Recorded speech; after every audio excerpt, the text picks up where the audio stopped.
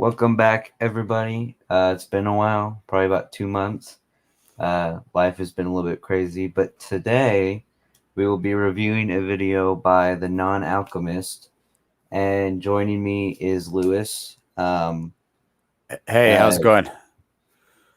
We're just gonna run over things. He had me and him set this up a while back ago. Kind of wanted to run over stuff. He had some stuff input he wanted to give on the video. Him and Non-Alchemist had kind of been in a thread together, and Lewis said he wanted to give some input. So I gave him the opportunity, and we're going to do that today. And hopefully it'll go well. There's no audio mistakes. So, yeah. Yeah, cool. Well, hey, thanks, JC. Yeah, Lewis Ungit is my name, and I checked out this video, and I think somebody I'm friends with. I never even heard of the is Non-Alchemist or whatever his title is there. Never even heard of him, but then someone I know had posted and commented on this, so I watched the video and noticed there was a lot of questionable stuff in it. So I wanted to kind of discuss that with him, and he didn't seem too open to it. So I appreciate the opportunity to go through it, and hopefully it's an interesting conversation for sure. So yeah, we'll just kind of stop when Lewis tells me to stop. He can give his input.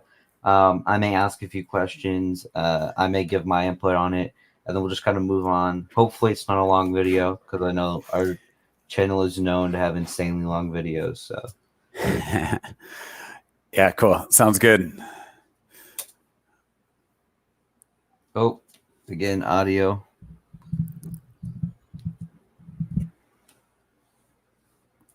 Yeah, I couldn't hear him at all. So yeah, let's try this.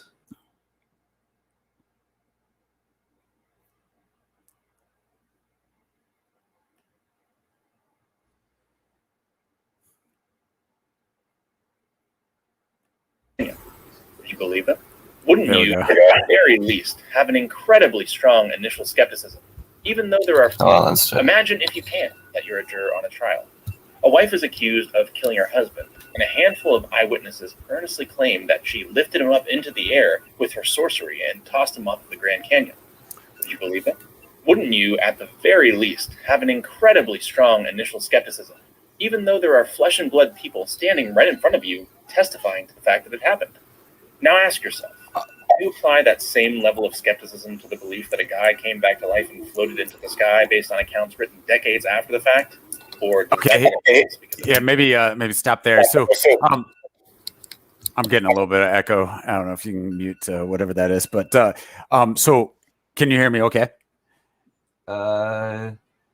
Yes. Okay, cool. That intro there I found really in some ways frustrating, because it suggests that the people of the first century and Christians today have zero question skepticism about the resurrection. And in reality, almost all the New Testament writers recognize there's going to be skepticism, and write in such a way as to anticipate that skepticism, answer that skepticism, and almost every modern day Christian also looks at it, and it's a lot different than, say, the way he worded that analogy is like there's kind of this crazy situation. A woman is accused of murdering her husband by using witchcraft to throw him off the Grand Canyon, and a handful of witnesses testified to that. And that it makes it sound like this ridiculous situation. But the thing that I always think about with the resurrection, and I think about with kind of all testimonies about supernatural things, is there's a big difference between a random person testifying to something and someone that is highly credible testifying to something. So, for example, if I walk past a homeless person on the street and they say, I saw someone thrown off, witchcraft, and someone float over the Grand Canyon or whatever, I might be way more skeptical. But if it was, someone that I know is 100% sane, someone that I know is 100% trustworthy, someone that I know has no reason to lie, someone that has no history of drug use or hallucinations. If someone like that says, hey, I saw this person float over the Grand Canyon, and they say it with, being willing to go to jail for it, being willing to have people mock them for it.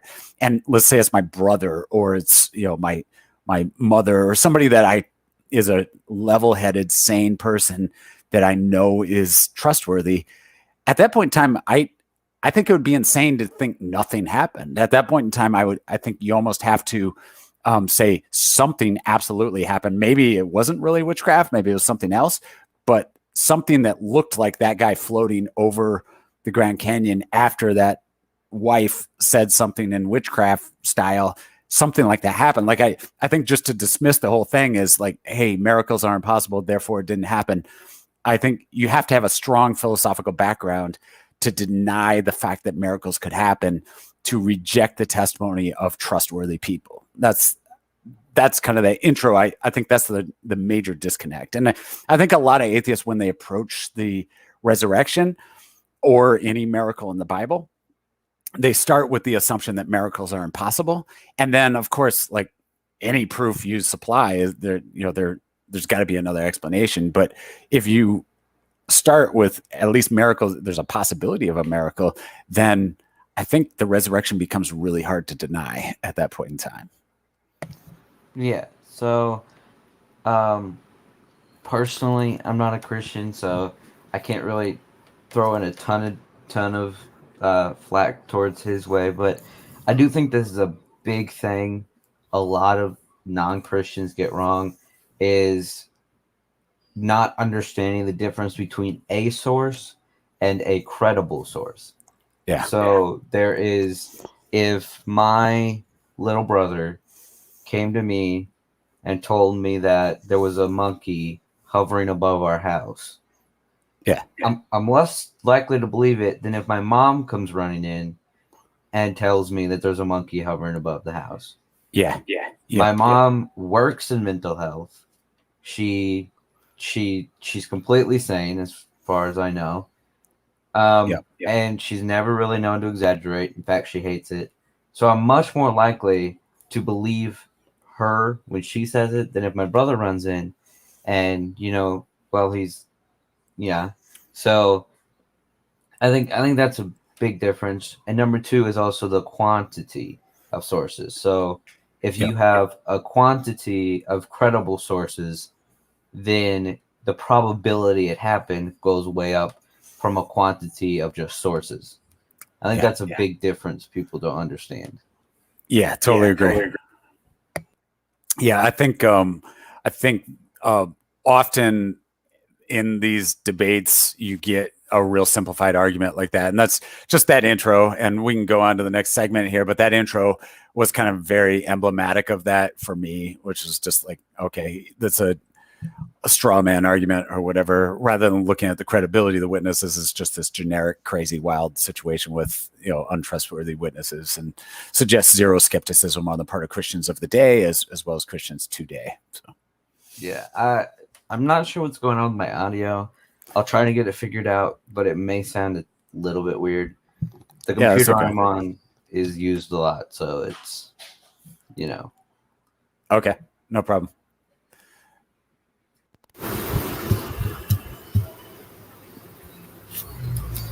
Whoops, let me...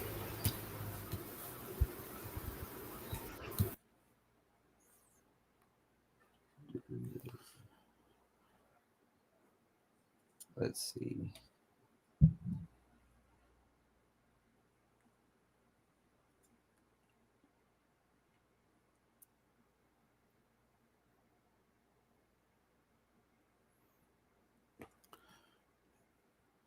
His lips are moving, but I can't hear what he says. Yeah, that's what... Let's see. My audio is all jacked up today.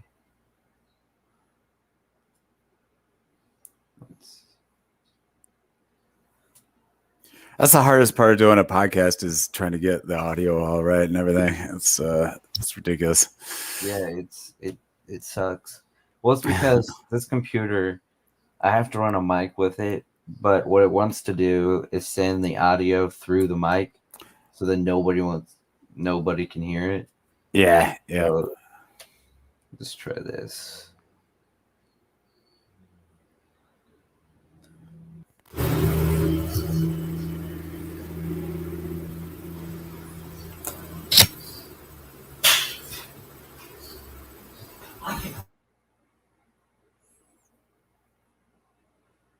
Asking you to give an honest self-assessment. Do you want to know why?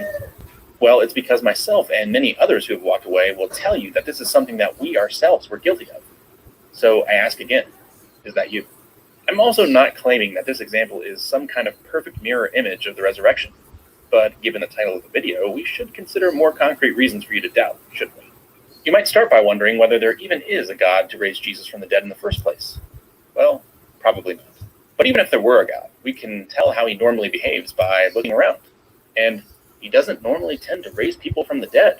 Given this fact, no matter what you believe about God, your bullshit detector should probably be going off when you hear miracle claims, like, I don't know, a resurrection. You might also start worrying about some of the evidence. Oh, wait, hold on. Why don't you pause right there real quick? I mean, that like gives kind of the whole shop away right there, where it's, number one, he's questioning that God exists, which is a completely different argument to whether the resurrection, right? So obviously the resurrection argument presupposes the existence of God. And, if there's no God, no miracles, that kind of thing. But then the second point of like, does God usually do miracles?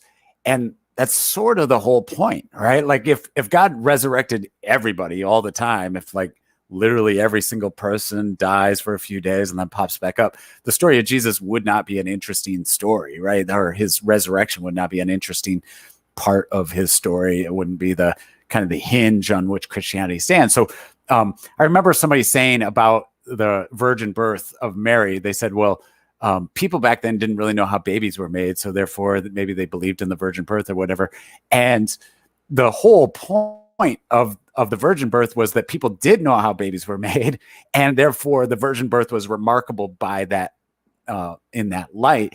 And at the same time, the whole point of the resurrection is that people knew that when you killed somebody, they stayed dead, right? The ancient Romans knew when you put somebody on a cross and you stabbed them in the side with a spear and you left them there until they were not breathing, that they didn't wake back up 3 days later. Like the ancient Romans understood that. That was the whole point of that. And everybody else understood that. So there's the idea that, God doesn't normally resurrect people. Yeah, that's the whole point. So I just found that like a silly aside from him, to like point that out of something that should cause us to doubt the resurrection. That's very circular, that the resurrection is remarkable, but because it's rare, not because it's common. But anyway, go ahead and hit play.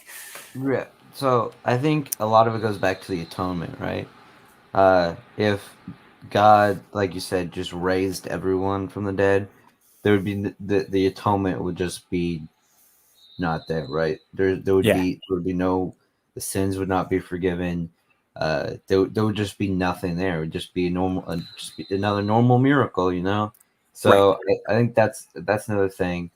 I do think when he's like, oh, well, a God doesn't exist. So, I think this is where people have to put natural theology. So, arguing for a God before they get to the resurrection, right? So yes. No atheist is going to accept the resurrection until they believe there's a God. Yep. There's a step there. And a lot of people assume you can just go straight from it. And like, you're an atheist, and then you read a book defending the resurrection, and whoa, you're there. Right. Like, oh, but no, if you don't believe miracles can happen, especially if you're some type of like hard naturalist, then there's no sense in even reading cases for it because you don't even believe it's possible. Right. I think that's a big thing. Yeah, I don't know. Are you familiar with David Hume? Yes. So David Hume, for your audience, was a 17th century philosopher. I don't think he was a true atheist, but he was a functional atheist. He was a deist at the least, and did not. He wrote a famous pamphlet on miracles, and he basically argued that there is never a reason to believe in a miracle. His argument was that, if someone claims that they were raised from the dead, the most likely outcome is that the most likely explanation is they were lying.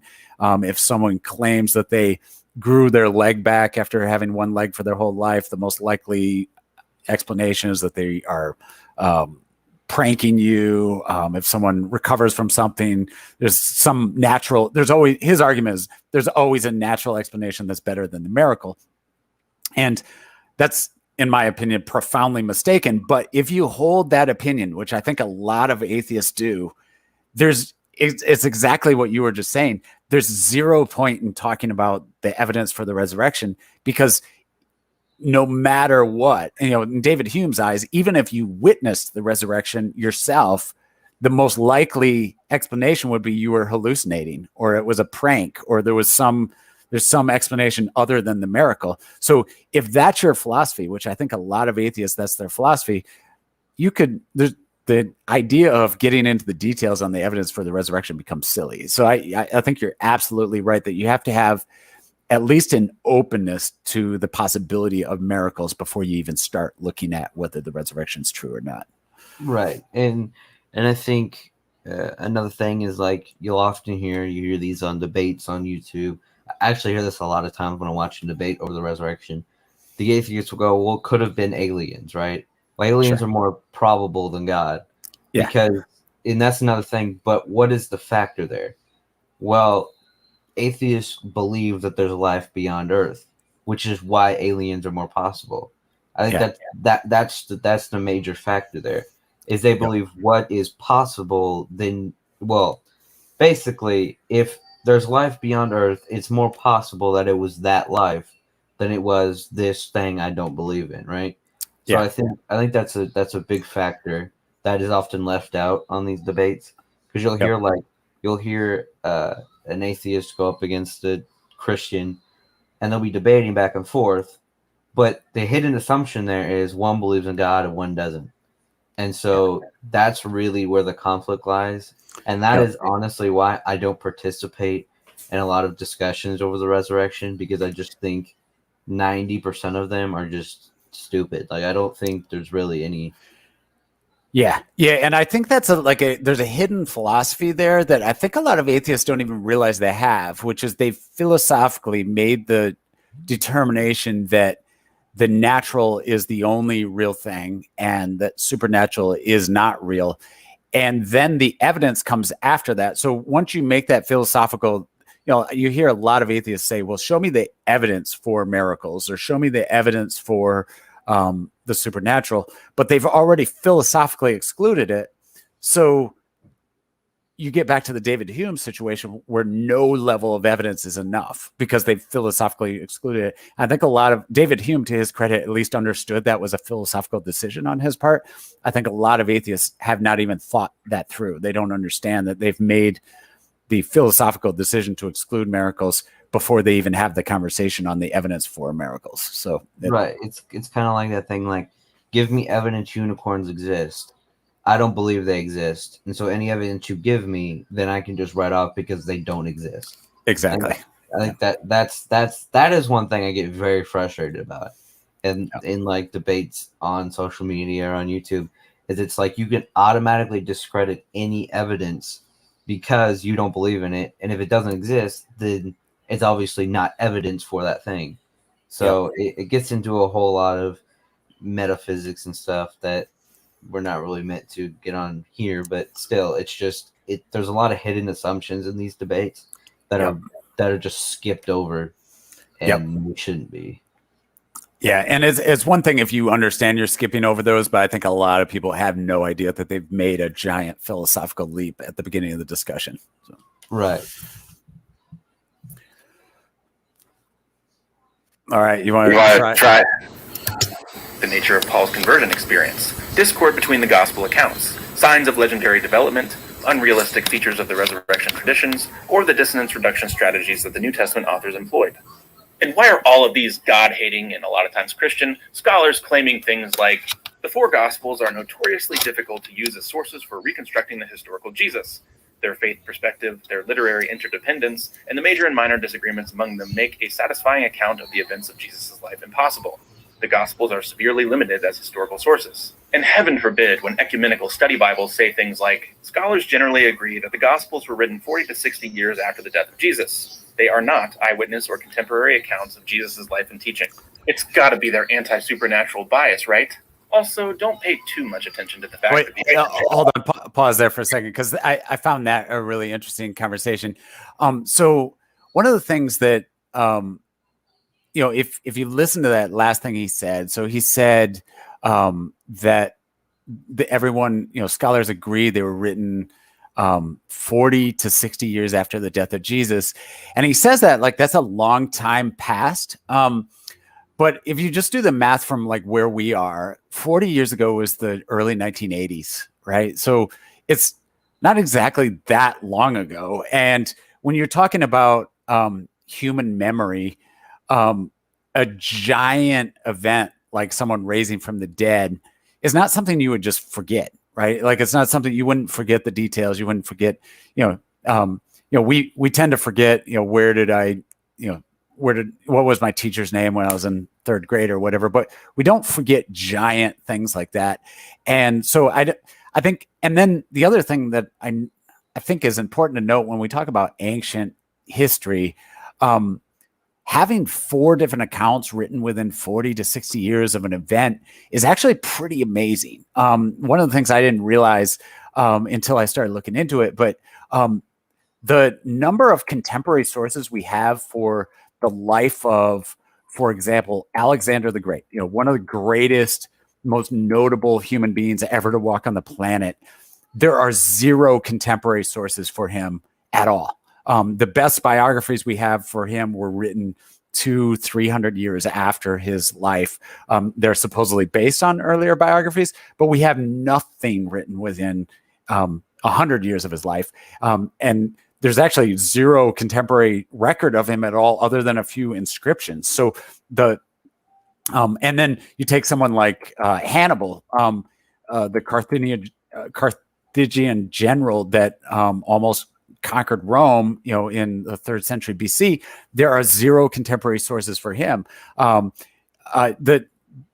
ancient world just didn't keep very good records, and when they did keep good records, a lot of it was written on papyrus that fades away with time. And so, just to get back to the point here, when he says you've got 4 documents written within 40 to 60 years, he's acting like that's a bad thing. That's an amazing thing when you're talking about ancient history. You're talking about something written well within the lifetime of a lot of people that would have witnessed those events. 40 years later, for in the case of somebody in their 20s, that's a 60-year-old remembering back is not that long ago.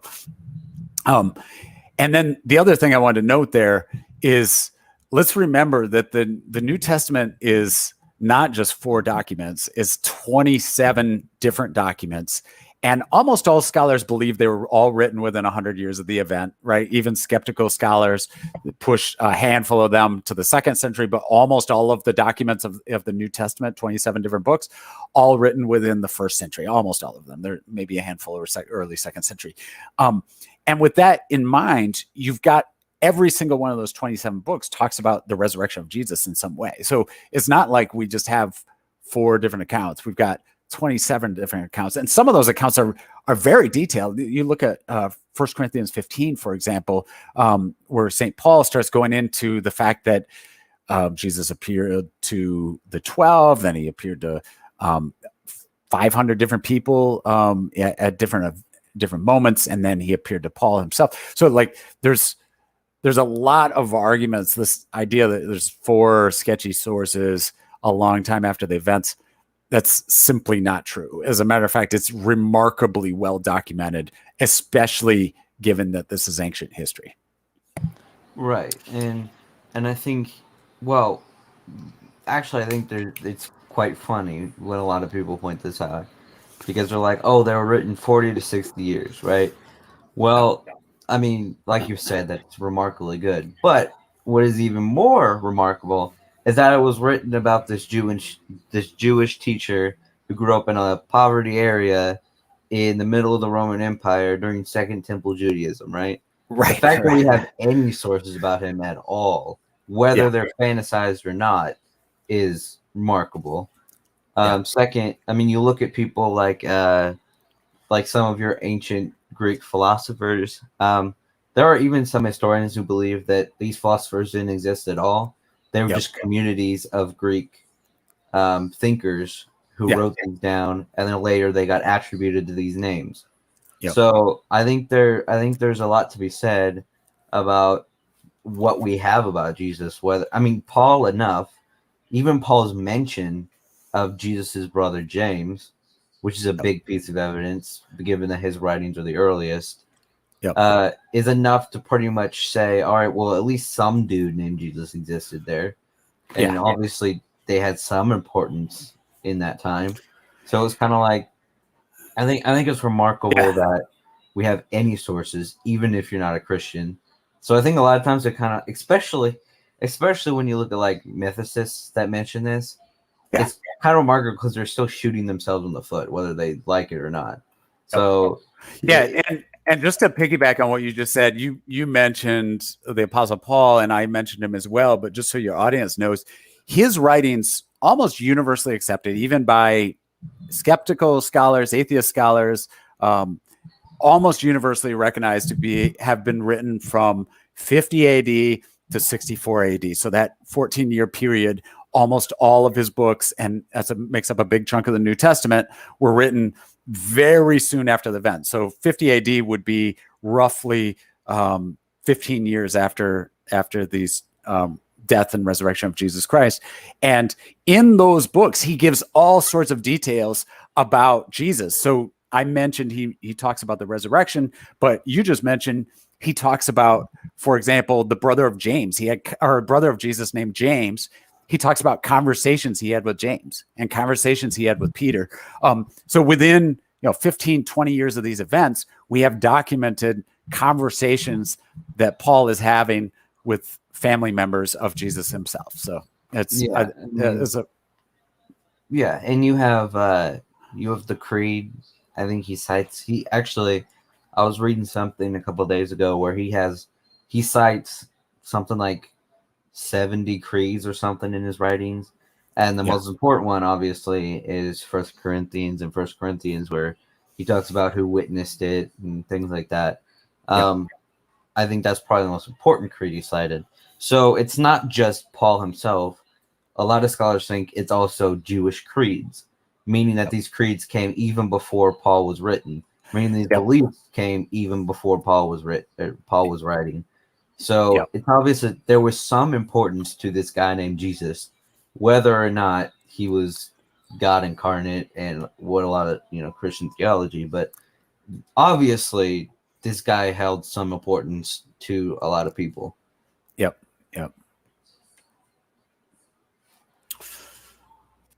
Seems to presuppose an ancient idea of a three-story universe. That's not important. To make things worse, there are passages in the Old Testament, like Deuteronomy 18, that claim false predictions prove that someone is a false prophet. And if you happen to take the Gospels at face value, it looks like Jesus was a failed apocalyptic prophet who mistakenly predicted his return within a very short time frame. Additionally, there are other passages that suggest that the main way to tell whether someone's from God is not whether they can perform signs and wonders, but with whether their teaching is, generally speaking, in accordance with what's already been passed down. And if we're talking about the continuity between the Old Testament and the New Testament, then it's not looking good for Jesus. This is even more apparent when we look at all the amazing prophecies that supposedly point to Jesus in the Old Testament, or at how the New Testament authors use the Old Testament more generally. They weren't trying to respect the original context of these writings, but rather they were trying to use them for their own ends, like everyone else in the Second Temple period. But, you might ask, what about the Christians I've cited while giving reasons for doubt? They still believe in the resurrection, don't they? Probably based mostly on religious experience, but there's tons of problems with that too. Even if you aren't as skeptical towards a lot of this as I am, if you're a Christian, you still need to ask yourself an important question. Why is the evidence for the resurrection genuinely debatable? Here's one option. It's not true. Okay, so so he threw a ton of things there at the end that I find to be silly and not particularly true. One of the things, for example, he threw out is that Jesus had false prophecies. But I think one interesting thing people need to recognize is that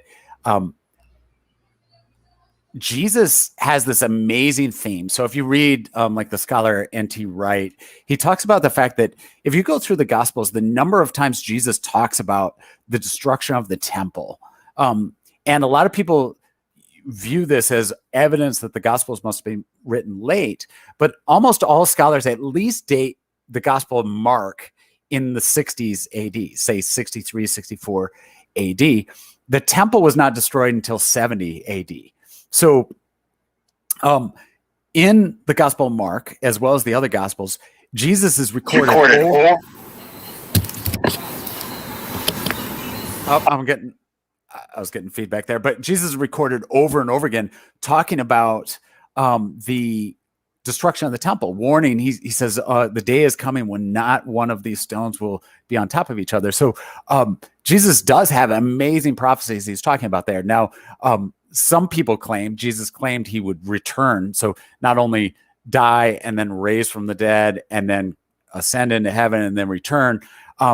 That's not my personal reading of the Gospels. That I do believe Jesus said he would return, but I think that prediction was given by angels, and that prediction was given in the book of Acts. But I don't think Jesus spent a lot of time talking about his second coming, because the apostles didn't understand his first coming. So I think most of the time Jesus is not talking about the second coming. He's talking about his death and his resurrection. And so he does spend a lot of time talking about that. He talks about the destruction of the temple, but I think it's false that he is giving false prophecies. And I think the other thing that he talked about there at the end was this idea that the teachings of Jesus were not consistent with the Old Testament. And I think that, of course, depends on what your views of the Old Testament are. And I think what Jesus did with his life in many ways fulfilled. So if you read like Luke chapter 24, it says Jesus is walking with them, and he starts to go through scripture with them on the road.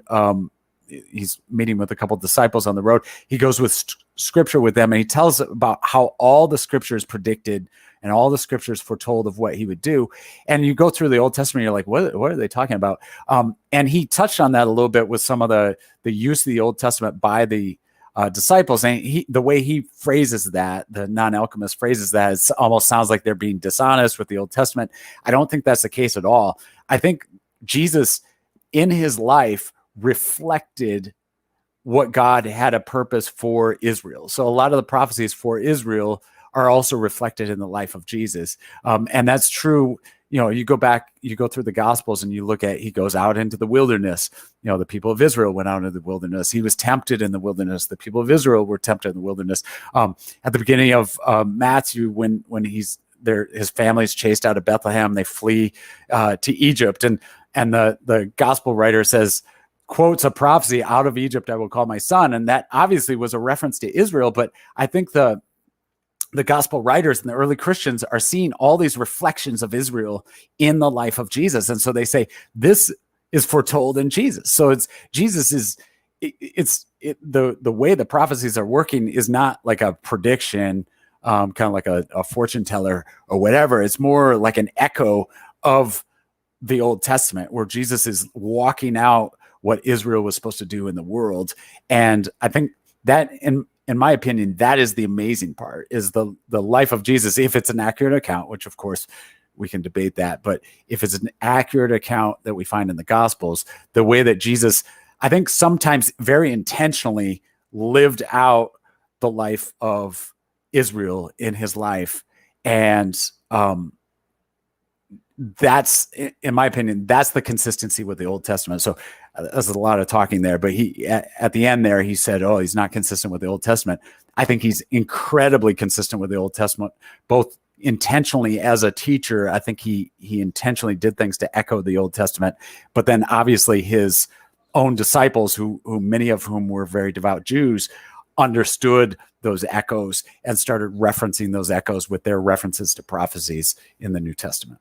Right. So now I know there's obviously a difference between like there was old covenant laws and then there's these laws that Jesus basically broke and said you are no longer bound by these because I have come and because I have sacrificed, or certainly there are those commandments, which I think, a lot of people argue is, not supposed to be what happened.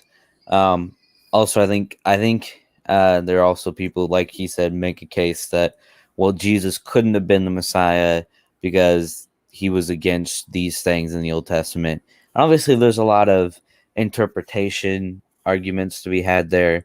There's a lot of stuff going on in a lot of these debates. There's so much stuff to debate about in the Bible that, I think we can't really just stick it into a 4-minute video and kind of just, yep, yeah, there you go. But I think I think at the very least we can all agree that Jesus was a very important teacher and he had a lot of great teachings. I think a lot of it also comes down to Jesus was never meant to fit into a lot of this stuff. He was meant to stand out. He was meant to be the Son of God. He was meant to be there to cleanse humanity of their sins. So I don't think, a lot of, they just expect, well, if they're following the Old Testament, then he's just going to be a random Jewish teacher. So I think there's a lot into this that I don't find very productive to throw into like a minute of a video. So I think there's that. I also think that Jesus, honestly, because I'm not a Christian, I can't say too much, but I think Jesus did definitely fulfill some of the stuff that he said. I think temple is a good thing. I'm not sure about like I think there's a lot of interpretation arguments going on when it comes to, did Jesus say he was going to come back in that generation, or at least is that what he's recorded as saying? Did Paul think he was going to come back in that generation? Did Jesus get his prediction wrong? I know people like Dale Allison and Dr. Jason Staples and people like that argue that Jesus and Paul were wrong because they said that the second coming, the reunification of Israel, a lot of that stuff was going to happen in their generation. And, well, obviously, we're past their generation. So I think there's a lot of arguments to go on there. But I think just throwing it into one video was kind of a mistake. Yeah. I will say on that, I would, anybody that's interested in that question, the writings of N.T. Wright, who I mentioned earlier, are very helpful. And he talks about how some of the stuff that we attribute to Jesus as him predicting his second coming actually were him predicting the destruction of the temple and him predicting the kind of calamity that would come upon Israel. So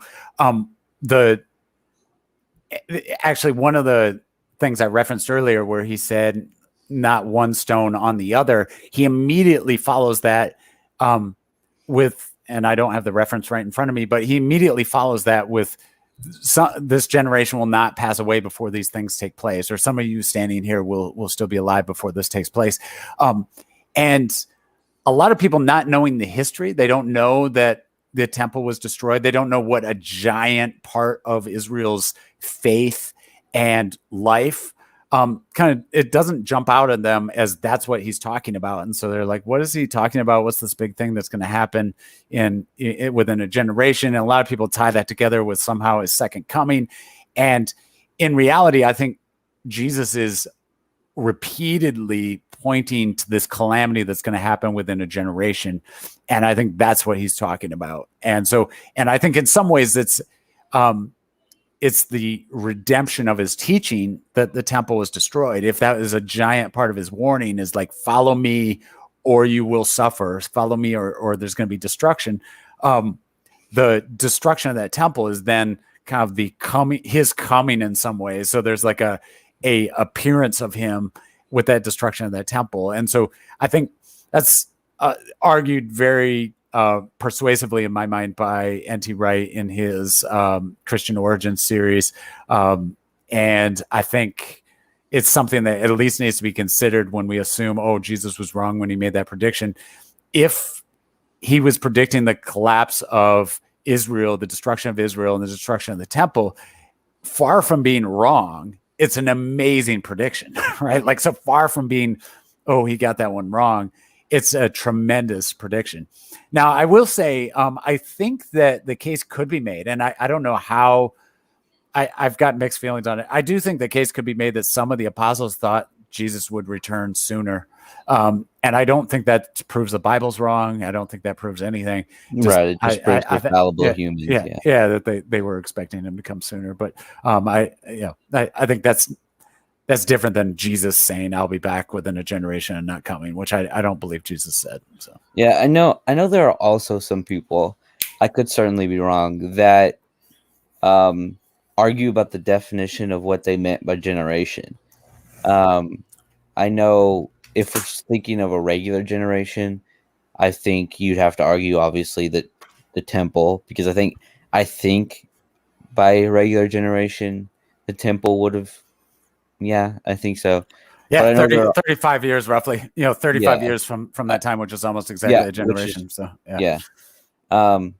But I also think that there are other people who argue that a generation in this context or in certain usages of it could mean a long period of time, not just our strict definition of generation. So I know there's also that view that when he says generation, he's maybe talking about, the generation of, I think someone argues like the generation of Christians, like Christianity will start to die out, but before it totally dies out, God will come back. I think there's a lot of arguments out there to kind of get around that. Obviously, you have the opposite side who argue, no, Jesus got it wrong, or Paul got it wrong. Now, I could be wrong, but I don't think Paul being wrong really does a lot. Paul was a fallible human being. The Bible says it. The Bible says people are going to make mistakes. Paul himself says he's made mistakes and that he will make mistakes. A lot of his teaching is around that. So I don't think Paul being wrong is necessarily that big of a deal, given that even he himself knew that he could have been wrong. Now, I mean, there's a lot of argument about inerrancy and a lot of that stuff. But, I mean, if you reject inerrancy, I don't really see the issue there. Yeah, I mean, I hold to inerrancy, but with that being said, I think inerrancy doesn't mean that Paul can't reflect having some view of a time frame in his own mind, unless Paul says, "Thus says the Lord." Here's the time frame. I think, but just some indications that maybe Paul thought it was going to be sooner, I don't think undermines inerrancy or anything like that. I think it's just a reflection of his own personal opinions coming into it, but I don't think it's him preaching. There's no line in the Bible where Paul says, Jesus is going to return within 35 years or whatever. It's just, you get some indication that maybe he thought Jesus was going to come sooner. Possibly. I think it's debatable, but I in no ways do I think that undermines anything with regards to the Bible. So, but one thing, and I'm just pulling it up as we're talking, I would encourage you and everybody else listening to this to check out the fact that every time Jesus says, I will not, these things, for example, Matthew chapter 24, verse 34, it says, truly I say to you, this generation will not pass away till all these things take place. Heaven and earth will pass away, but not my words. And a lot of people immediately above that, it says the coming of the Son of Man. And so a lot of people say, well, he's talking about his own second coming. But I would encourage everybody to look a little higher up in that passage and look at that. The whole chapter starts talking about the temple. So he says, Jesus left the temple and he says, do you see these? They were looking at the stone, the beautiful building, so they're looking at the building. He says, do you see all these? Do you not? Truly, I say to you, there will not be left here one stone upon another that will not be thrown down. And then he starts talking about the end of the age. Then he talks about the coming of the Son of Man, and this abomination of desolation. And if you know your Jewish history, he talks about the abomination of desolation that's standing in the temple. Well, within one generation, the Roman general, and I'm blanking on his name, I think it's Vespasian maybe, is standing in the temple, a Gentile standing in the temple, which would have been an abomination to them, causing desolation, right? So within one generation, that is happening, right? And the only thing that I think throws people off is that verses 29 through 31, where he says, immediately those days the sun will be darkened and the moon will not give its light, and the stars will fall from heaven, and the powers of heaven will be shaken.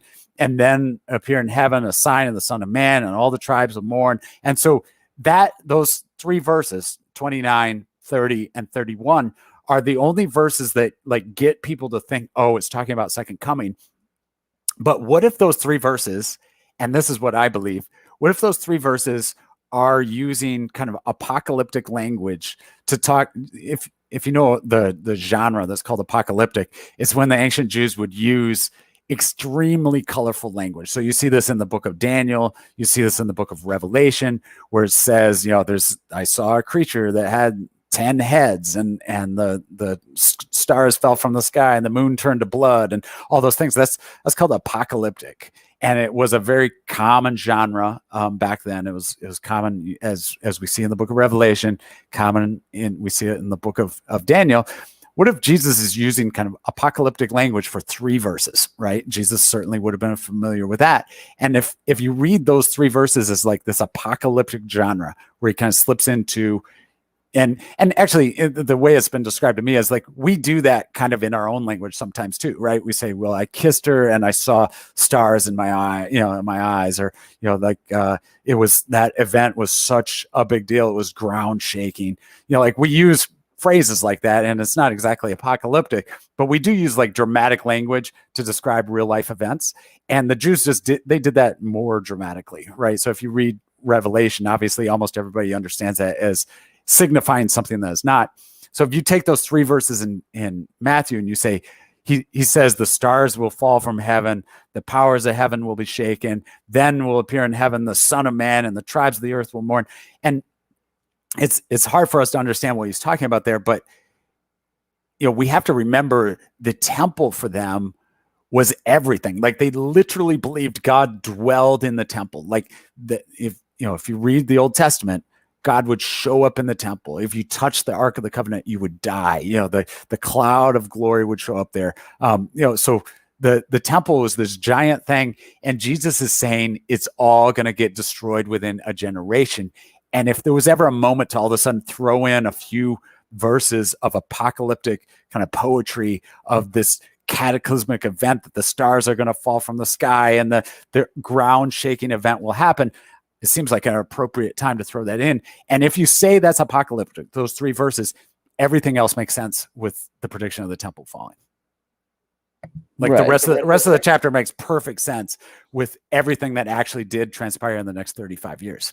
And amazingly, to the point where it's like, did they write this after the events? That's what some atheists will claim, is that, actually this was written after the event. So they say that because it's so clearly talking about the temple, but then they don't think about the fact that why would they include this verse about Jesus claiming he'd return within a generation? Then if they're writing this 40, 50, 60 years later, why would they include this verse? So if you think about it, like you can't have it both ways. Like either he's talking about the temple before the temple was destroyed, or he's talking about his resurrection before, or his second coming before that. But it wouldn't make any sense. You can't really have it both ways if you think about it. Yeah, I mean, I guess that makes sense. It obviously would have to change some theology there. Like Christians would have to stop thinking of that as the second coming, which may change how we look at the second coming, or how people look at the second coming. But I do think you're right. I definitely agree. We see a lot of apocalyptic literature in the Bible. We see Yeah, that. and I want to note, just so people don't think I'm not an Orthodox Christian, I do believe in the second coming. I think it's very clear from the book of Acts, Acts chapter 1 and 2, it says that Jesus will return. And it's clear from various writings of apostles, etc., that there's an expectation for Christians, and for that matter, the book of Revelation, expectation that Jesus will return someday. So I'm in no way saying Jesus won't return. I'm just saying that passage that often is thought of as a reference to that, I don't believe that's what that is. So yeah, and I definitely think now I know a lot of non-Christians will argue, well, this apocalyptic literature was there. They'll agree that those verses are apocalyptic literature, but then they'll say that, well, this ties into my theory that Jesus was an apocalyptic prophet. But I think if we accept that that was about the temple, that I guess that's definitely a way to kind of say I don't think he was. But yeah, I think you'd have to do some rearranging of how we look at the second coming. Like, I don't think I honestly, and myself reading the Bible, and this could just be me, but I don't see the second coming as just totally stone. Everyone's gonna die, and the only people standing are gonna be Christians type thing. I think a lot of that is just Jesus prophesying, the temple falling and stuff like that. I think the second coming is gonna be, not that way, but I definitely think that that's definitely a way to get around some of those issues. yeah, and if you read the chapter that way, and I did get his name right. So Vespasian was the general, and he was an abomination standing in the temple, destroying it, making it a desolation. So it's very, once you kind of that clicks in your brain, everything else in that chapter makes sense, and it's true in the other chapter, the other parallel passages, and in the other. And it's interesting, if you read the book of John, one of the charges for Jesus, so when he's being charged at the end of his life, in the kind of sham trial they had, the Jews put forward, one of the charges for him was that he said he could destroy the temple and rebuild it in 3 days. So like one of the final things thrown at him was that he was talking about destroying the temple. And so it's clearly a central teaching in Jesus's life, and it's clearly something that bothered everybody, was that he had this teaching of the destruction of the temple. And I think it gets under discussed by people, but it is an interesting theme in his teaching if you go through all the New Testament. Now, obviously, you have the people who believe, like, what's his name, Atwill, who thinks that the Romans made up Christianity. So it would make sense they knew about the temple, but I don't think there's just a lot. There's a lot there that there's so much wrong with a theory like that, where if you go through the New Testament, the level of knowledge you would have to have of first century Palestinian Judaism, everything from like the names, like they've done studies on the names used in the New Testament, and the Jewish names used in the New Testament weren't used in diaspora. So they weren't used by Jews outside of the Palestinian area. They were outside of the Jerusalem, Galilee area. So like you would need to know those names. For example, like Simon, in the study that they did, occurs 243 times in all of Jewish Palestinian literature, but Nathan only appears 8 times. There's a giant statistical difference in the Jewish names in Palestine as opposed to those outside. So like when you think about that, and like the names of the streets, like in the book of Acts, they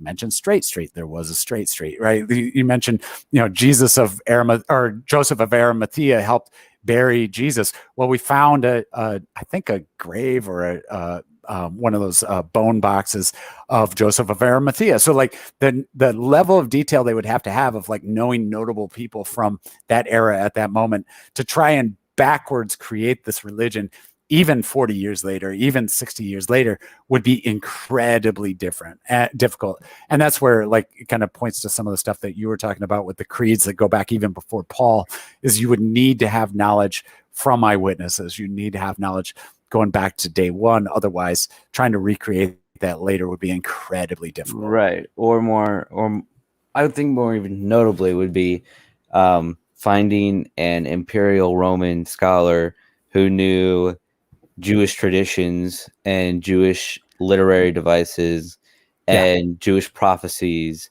and Jewish the Old Testament. Because at that time they were pagan, right? Yep. And then writing anti-pagan literature. Right. So it would seem to me that theory kind of fails a little bit, especially given that it totally screwed the Romans over like 100 years later. Yeah. So I think it's just either the Romans back the guy who wrote this is an extremely intelligent person, or obviously it came before this all happened. I mean, yeah.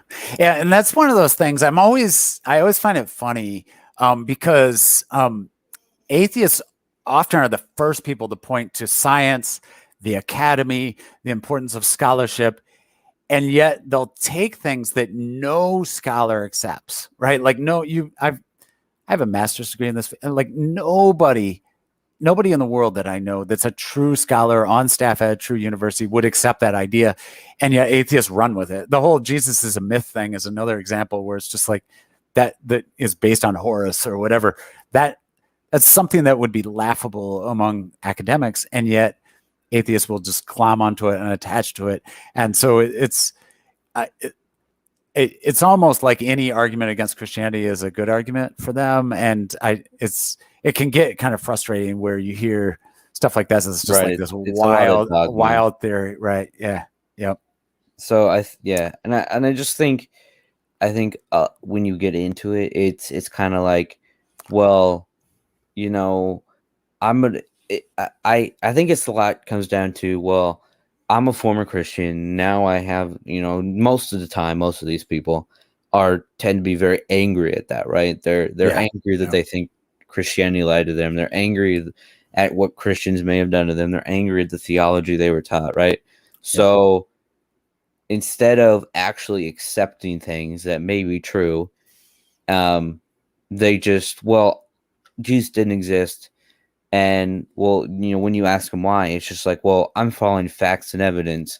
But at the heart of it, it's very much an emotional thing, right? Because I feel like if they accept Jesus existed, then they're accepting some part of that former belief, and that really kind of messes that up, right? They don't like that. So I think, and ultimately this goes back to, I actually did an interview on another channel where we talked about how emotions and things like that almost every time determine our beliefs. Now, maybe these emotions have facts backing them up, but eventually only these emotions determine a lot of what we believe. So I think to claim that you're being factually driven to believe Jesus didn't exist is definitely a lot more emotional than it is factual.